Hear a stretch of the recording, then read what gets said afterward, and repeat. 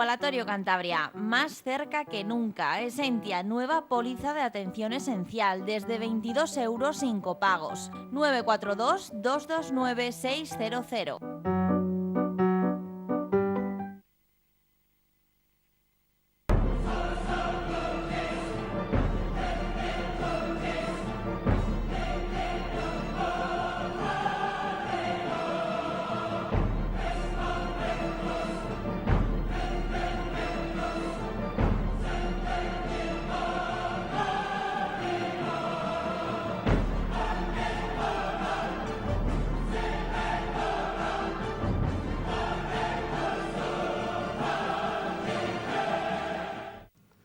Un saludo, bienvenidos a una edición más de Pulso Empresarial aquí en Popular Televisión. Nuestro invitado de hoy es don José Antonio Gómez, director de la Sociedad de Vivienda y Suelo del Ayuntamiento de Santander, ingeniero de caminos, pero está a título particular como experto, como gran lector, como una persona que tiene conocimientos del mercado español, de la economía, lee mucho, está realmente muy bien preparado y perdón que lo diga aquí delante de él porque es así. Y además, viejo colaborador de esta casa. No viejo él, sino antiguo en la presencia de nuestros estudios. Un saludo, don Gervasio, José Antonio. Encantado, gracias. Bueno, pues vamos a comenzar hablando de un problema que se ha generado, no un problema, algo que estaba latente en el debate de nuestro país y que a raíz de la crisis catalana ha abierto las expectativas. Parece que una importante parte de la opinión pública ha puesto pie en pared en España y no está dispuesto a admitir diferencias de financiación entre las comunidades autónomas. No está dispuesta, en definitiva, a admitir privilegios, y mucho menos que se prime a las comunidades díscolas, a las comunidades que dan problemas políticos. Más allá de lo que ahora entremos a hablar y precisamente a descifrar de alguna manera, es un hecho sociológico muy importante y yo creo que positivo.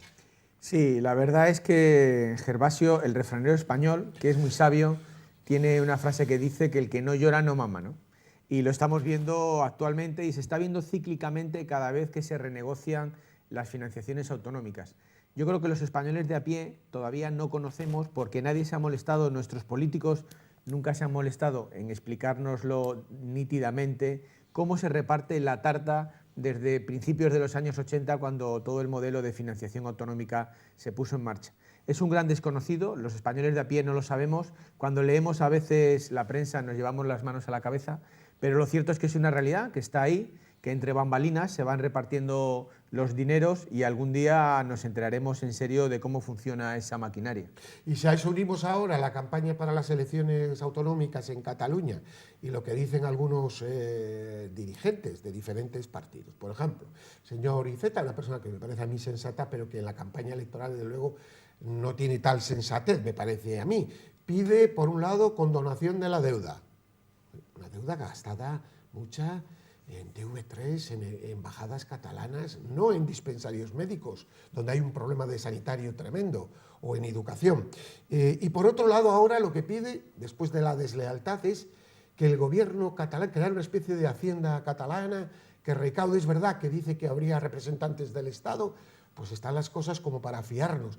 Yo creo que a veces al resto de las comunidades que callan, Cantabria, Castilla y León, Asturias, Extremadura, incluso Galicia, Madrid, etcétera, y Andalucía, nos toman como que fuéramos comunidades, bueno, perdón, entre comillas, tontas, como no protestan. Es decir, la lealtad no se premia, se premia la deslealtad, y ese sería el resumen.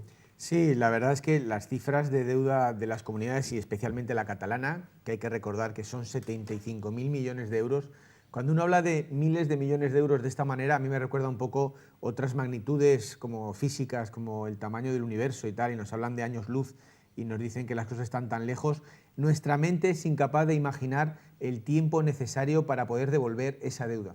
Pero lo que sí que hay que recordar a la gente es que las deudas, y si eso no lo tenemos todos claro, hay que romper el sistema, están para ser devueltas. Es decir, hay que hacer un esfuerzo en que la gente comprenda que cuando uno debe algo, y la gente en su casa lo entiende, porque todo el mundo en casa no tenemos más remedio que así hacerlo, cuando uno debe algo a un tiempo o a otro de amortización hay que devolverlo. Entonces, cuando una región como Cataluña, en este caso, debe 75.000 millones, tiene que hacer un plan de devolución muy, muy serio, y no vale esto de que borrón y cuenta nueva y de que de lo que debía ya hablaremos. Yo creo que la gente es consciente cada vez más de que cuando uno se endeuda, cuando uno gasta más de lo que ingresa, en algún momento eso tiene que parar, dar la vuelta y empezar a generar superávit. Pero aquí, José Antonio, lo obsceno es en qué se gasta.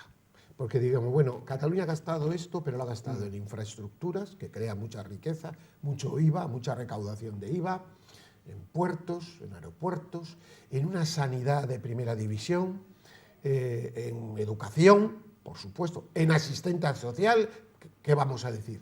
No, pero es que vemos lo que se ha llevado TV3 en los últimos 10 años. Es algo, no tengo aquí las cifras, escandaloso, lo que cuestan las embajadas, lo que cuestan los cientos de campañas de publicidad a todos los medios, que es que no son campañas normales como en otras regiones, que está bien ayudar a los medios propios. No, es un reguero a medios digitales que tienen una audiencia inexistente para financiar otras cosas. Es decir, toda la obscenidad política que se ha producido en Cataluña en los últimos años ha sido financiada con un gasto no productivo, un gasto vegetativo, diríamos el tema. Luego el asunto es doblemente grave. Sí, lo que pasa es que afortunadamente yo creo que cada vez más los medios de comunicación se afanan en sacar todo eso a la luz, y la gente, porque al final los políticos cada cierto tiempo, debería ser cada 4 años, pero en algunos sitios como Cataluña es cada menos, tienen que pasar su examen, somos al final jueces que dictamos sentencia de si se ha gastado o no se ha gastado con cabeza ese dinero que se ha recaudado de todos nosotros, ¿no? Entonces yo creo que la gente en Cataluña, y así esperamos que el día 21 de este mes pase, juzgue y ponga nota a esos malusos del dinero de todos, ¿no?, que tanto cuesta recaudar. Bueno, antes de entrar en un trabajo magnífico sobre el desempleo en Santander, yo creo que nos va a dar pie un tema con otro porque todo está ligado. Llegamos a tiempo de Navidad, tiempo también de paga extraordinaria como en el mes de julio. Y vemos que la Seguridad Social tiene que tirar de la hucha de las pensiones, de lo que queda, una hucha que fue creada en el gobierno de José María Aznar, recuerdo, y fue criticada, y luego se ha ido aumentando, y bien es verdad que luego también el gobierno socialista la incrementó, se dio cuenta que era muy positivo, y el gobierno popular en algunos momentos después también, pero ahora lo que ha hecho, y para eso ha sido tirar de la hucha de las pensiones. Pero la hucha de las pensiones se acaba, ya ha tenido que pedir un crédito al Estado, al propio Estado, el Estado se pide un crédito al propio Estado de 10.000 millones de euros. Aquí la cuestión es fundamental el mantenimiento de las pensiones. Eso es algo que es indiscutible. El tema es que habrá que hacerlo vía presupuestos, habrá que hacerlo mediante otras vías. ¿Cómo ve usted este asunto? Porque esto yo creo que nace cada vez que hay que tirar de pagar paga extra. Sí, bueno, si me pides mi opinión personal, tengo que decirte que la hucha de las pensiones no es que se acabe, yo creo que ya se terminó. Lo que pasa es que políticamente han querido hacer esa maniobra en el aire para pedir un crédito y que no quede a cero la caja, que parece que queda muy mal, ¿no? Pero la hucha ya terminó. Y terminó porque hay que recordar que hemos pasado un gran desierto a nivel de cotizaciones a la Seguridad Social, y eso ha mermado la hucha hasta el punto de que ha terminado con ella. Cada vez somos más la gente que aspiramos a jubilarnos en el futuro, y por tanto es otro tema tabú que políticamente se intenta esquivar, porque la realidad o la respuesta, si se quiere dar con un atisbo de sinceridad, es dura. ¿Y por qué es dura? Porque hace falta una cotización de mucha gente, que confiemos que volvamos a llegar a ella, de aproximadamente y más altas, pero sobre todo la cantidad es importante. Se habla siempre de esa psicológica cifra de 20 millones de cotizantes, para que de nuevo volvamos a tener un superávit entre lo que ingresamos Seguridad Social y lo que tenemos que destinar a nuestros mayores jubilados, que además se merecen, como no, esa jubilación. Entonces las cifras, y eso es pura matemática, dan para lo que dan, se quiere contar a veces a medias, y lo cierto es que ya nos hemos quedado sin hucha. Ojalá que si todo sigue hacia arriba, como parece que los últimos índices apuntan, volvamos a tener ese superávit que haga que volvamos a meter y no sacar dinero de esa hucha que, como tú bien dices, se creó hace ya unos cuantos años. Pero en cualquier caso usted es favorable a que, yo creo que es lo sensato, a que se contemple una partida presupuestaria y se garantice, por supuesto. ¿Cómo no? ¿Cómo no? Esta es la cuestión, ¿no? ¿Cómo no? Yo, como tú bien has dicho, creo que el tema de las jubilaciones en este país es sagrado porque tampoco tenemos un sistema alternativo como pueden tener otros países americanos o norte-europeos. Y hoy por hoy es la manera que asegura, casi voy a llamar, una paz social entre nuestros mayores y una manera de que realmente puedan seguir viviendo dignamente el resto de su merecida vida de descanso, que lo han cotizado previamente, ¿no? Bueno, precisamente, hablando de esto, José Antonio ha hecho un estudio para que tengamos dinero en las cotizaciones sociales. Primero, para que haya justicia, por supuesto, porque el trabajo es una cuestión de justicia. Pero aparte de eso, es que el trabajar produce no un bien al individuo, que por supuesto lo damos por hecho, sino a la sociedad. Ha hecho un estudio sobre la situación del desempleo años atrás, también en el momento de la crisis, en Santander capital, y en la actualidad. Y bueno, pues con este cuadro, perdona, que aquí ven, y lo va a explicar, y se lo va a explicar a todos ustedes. Sí, bueno, simplemente no he hecho más que recabar los datos que están a disposición de todo el mundo en ese fantástico portal estatal del SEPE, que se encarga mes a mes de darnos el dato estadístico exacto de los desempleos en toda España, pero especialmente y minuciosamente en todos los municipios de más de 45.000 habitantes, como es nuestra ciudad de Santander. Y entonces he recabado hacia atrás en este mes de octubre, porque ha salido ya el dato del desempleo en octubre, que en Santander es de 12.254 personas. Siguen siendo muchísimas, pero tengo que decir que es el dato más positivo de todo el histórico que el SEPE publica de desempleos en la ciudad de Santander. Tenemos datos desde octubre del 2009 y estos 12.254 son el mejor dato de toda la serie histórica que tenemos desde el 2009. Que igual inició con la crisis, igual. Bien, ¿no? es cierto que en el 2009, a partir del 2008, es cuando se crea, como llamo yo, un gran paredón vertical en el que los porcentajes de incremento de gente... De hecho, tengo que dar el dato de que en el 2009 el interanual aumentó el desempleo un 47% en la ciudad de Santander. O sea, es como multiplicar por el 1,47. Es increíble cómo pasamos, digamos, de 8.000 a 11.000 desempleados en nuestra ciudad. Y luego la secuela del siguiente año, que también fue duro, el año 2009, en el que subimos un 19, un 20. Esos fueron los 2 años... Y en tanto por ciento, por estudiar, por comparar... Sí. En incremento realmente han sido los 2 peores años. Ya el año anterior se incrementó un 4, subimos luego un 47, luego un 19, volvimos luego 2 años después, en el 2012, a incrementar los parados en un 11% y afortunadamente, como dicen los escaladores, tocamos cima en el 2013, que fue el año punta con el mayor número de parados, 17.300 en nuestra ciudad. Y a partir de ese momento ha sido un constante descenso hasta llegar ahora a estos 12.200, que confiamos, porque en la vida todos son ciclos y esperamos que este también, sin duda lo será, que sigamos bajando a volver a tener esas cifras cuando mucho del 2006, en el que rondábamos los 8.000 desempleados en nuestra ciudad.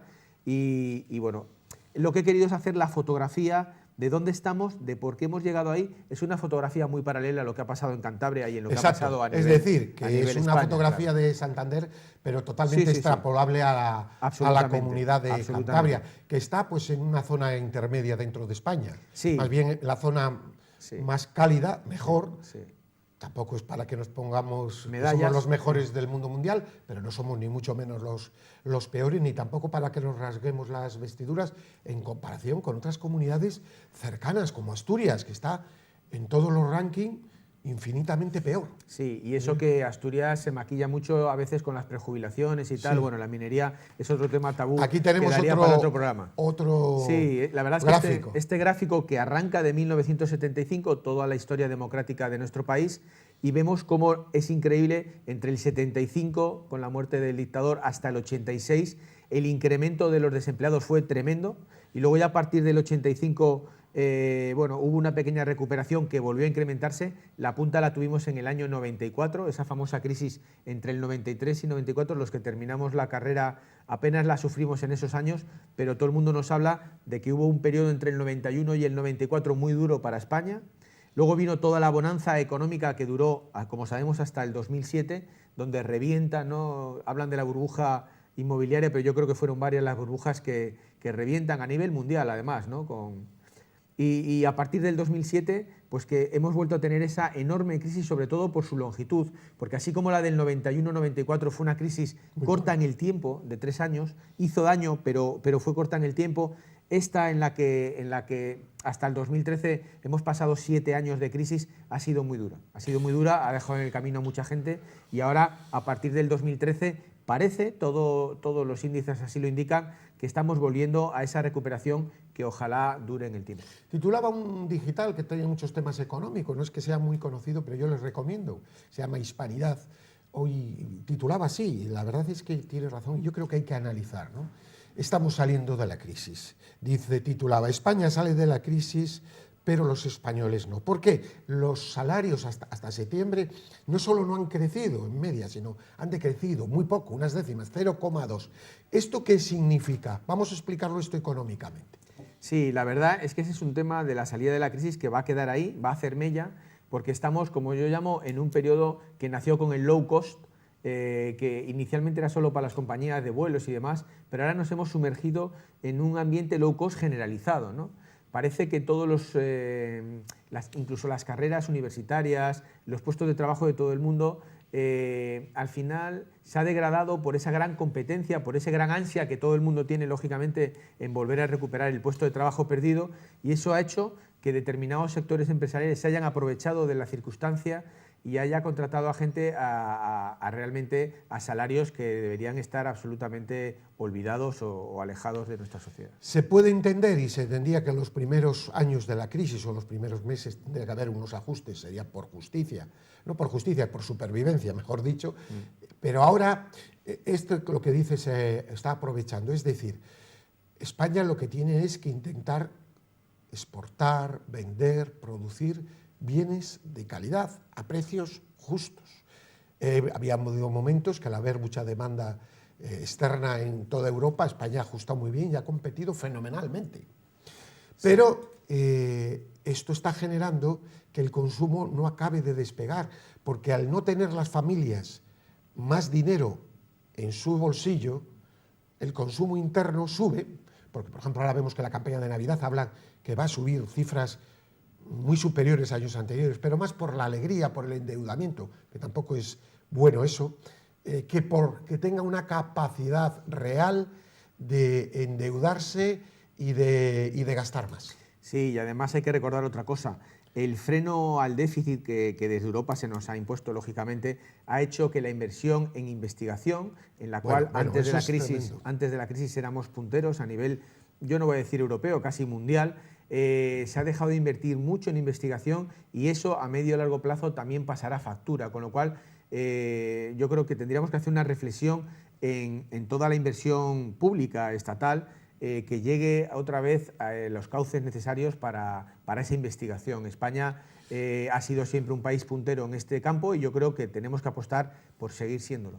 Estamos lejos de posiciones demagógicas y posiciones imposibles de conseguir, pero sí estamos a favor de la justicia social y más en este medio. Yo creo que tenemos que ser defensores. Me da la sensación que la sociedad está adormilada en este sentido. Incluso los sindicatos hablan de las subidas, pero quizá es que no saben presentar bien los proyectos o yo no sé de qué manera, pero evidentemente es necesario aumentar las rentas en este país ahora ya, a partir de ahora. ¿Por qué?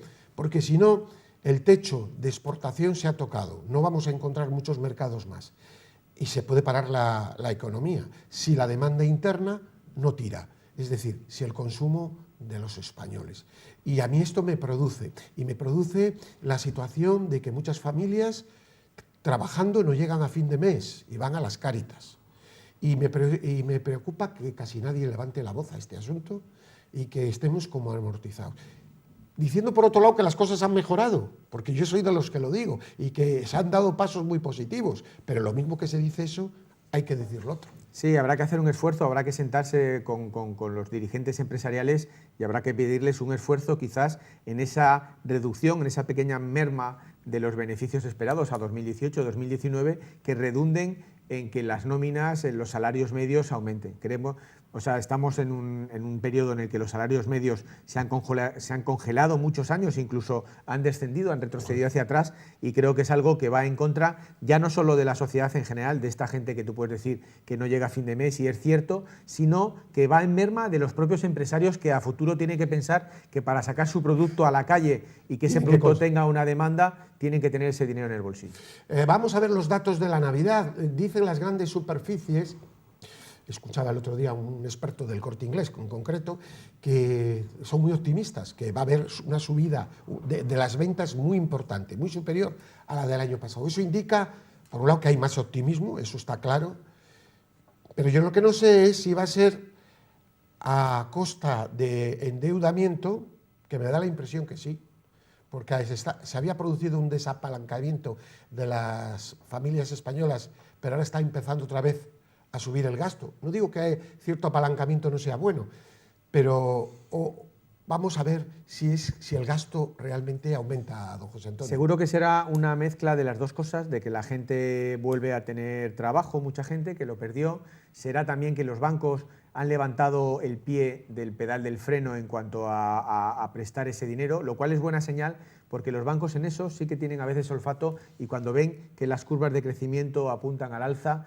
ellos mismos son los que, no es que salgan a la calle con billetes en la mano ofreciéndote créditos, pero sí que se dan cuenta de que algo ha cambiado drásticamente desde finales del 2013. Lo que yo llamo el capitalismo popular es la bolsa. Hay millones de personas que tienen acciones en bolsa, y es bueno que el año que viene se habla de aumento de los vía dividendos en casi todas las grandes compañías del IBEX. Algunos que llegan a los 2 dígitos, otras que lo superan. Lejos de criticar esto, hay que ponerse contento. Pero si eso se produce, también tendrá que haber un reparto en los salarios de esas empresas. Sí, porque no sería solo justo que fuera vía dividendo, que repito, es una forma de reparto más restringida, porque en España hay millones de accionistas, de bancos, de grandes compañías, etcétera. No tengo aquí los datos, pero son varios millones, y que eso benefician y tienen rentas. Por eso decir que la bolsa sube es muy bueno. Ahora, eso habrá que hacerlo también teniendo una repercusión en el mundo laboral, ¿no? Sí, es lo que hablábamos antes, ¿no?, de los empresarios. Yo creo que es verdad que España, y sobre todo años atrás y generaciones de nuestra edad, los jóvenes no tanto, sí que tenían ese pequeño ahorro y que a veces metías en acciones de compañías, ¿no? Y es cierto que todo apunta a que va a subir, que va a volver, yo no sé si volverá a los 12.000, 13.000 puntos el IBEX, pero ojalá sea así, porque será un indicador claro de que lo que apunta ya el mercado laboral y lo que yo conozco del mercado de la vivienda, todo hace, y en las grandes ciudades ni te cuento ya, Madrid, Barcelona, Valencia, Sevilla, cómo el mercado de la vivienda está repuntando de una manera tremenda. Y cuando digo tremenda, son de casi de 2 dígitos anuales. Y como tercera pata de este asunto, y para precisamente ir acabando, es que si no hay unas rentas suficientes, no hay ahorro. El país necesita ahorro para invertir en otras cosas, es decir, necesita capitales. Si no hay ahorro de las familias porque no llegan a fin de mes, pues ese dinero tampoco se produce. Es decir, que se producen por 2 vías. Efectivamente, es la suma del consumo, de que hay que gastar, de que el dinero se tiene que mover, pero por otro lado, de que la gente tenga un mínimo margen para que tus ingresos sean mínimamente superiores a lo que tú vas a consumir, y por tanto puedas también, esa hucha de la que antes hablamos para las pensiones, que también sea una hucha particular de la gente y que vaya engrosando un poco mínimamente el dinero en sus cuentas corrientes, ¿no? Pues don José Antonio, muchísimas gracias por haber estado A ti, Gervasio. aquí con nosotros. Hemos siempre súper didáctico y con gran trabajo, minucioso trabajo. Por cierto, ¿qué libro está leyendo usted últimamente, aunque no sea de economía? Sí, pues ahora me voy a meter con el tercero de Ken Follett, que le tengo ahí en el punto de disparadero, y que estoy muy ilusionado porque la verdad este hombre, del cual yo había leído muy poco cuando se dedicaba al espionaje y tal, con la construcción de las grandes catedrales europeas me fascinó ya en Los Pilares de la Tierra, que todos hemos leído, y ahora ha sacado hace poco, y esto ya es publicidad, este tercer tomo, que la verdad estoy muy ilusionado porque todavía no le he metido el diente y va a ser el siguiente en caer. Pues es todo un placer el haber tenido hoy aquí a don José. Un placer y un lujo obtener personas con tantos conocimientos y, por cierto, también con tanta bondad. Muchísimas gracias, don José Antonio. Y a ustedes, pues hasta la próxima semana. Paz y bien.